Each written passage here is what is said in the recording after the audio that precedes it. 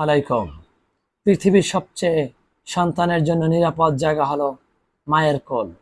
আর সেই মায়ের কোলে যদি সন্তান নিরাপদ না থাকে, তাহলে সন্তান জন্ম দেওয়ারই কি দরকার?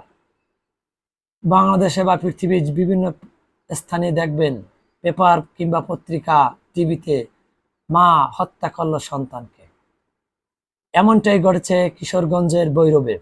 আলোচনা শুরুতে আমার চ্যানেলটি যারা সাবস্ক্রাইব করেনি, দয়া করে সাবস্ক্রাইব করে নেবেন।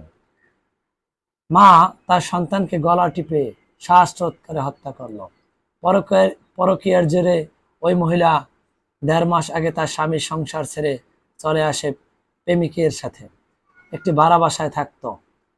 কালকে তার সন্তানকে নিয়ে আসছিল। ছোট সন্তানকেও সে সময় 1.5 মাস আগে নিয়ে আসার পর তার সন্তানকে কালকে শ্বাসরোধ করে হত্যা করে। এমনটাই পুলিশের সাথে স্বীকারোক্তি দিয়েছে। মায়ের কাছে যদি সন্তান নিরাপদ না থাকে, পৃথিবী কোথায় আর নিরাপদ এই সন্তান? মারা, আপনারা একটু সচেতন হন। এই পরকীয়া থেকে দূরে থাকুন। সাধারণ সময়ের জন্য ভোগ বিলাসিতাতে দূরে থাকুন। আশা করি বুঝতে পারছেন। আসসালামু আলাইকুম।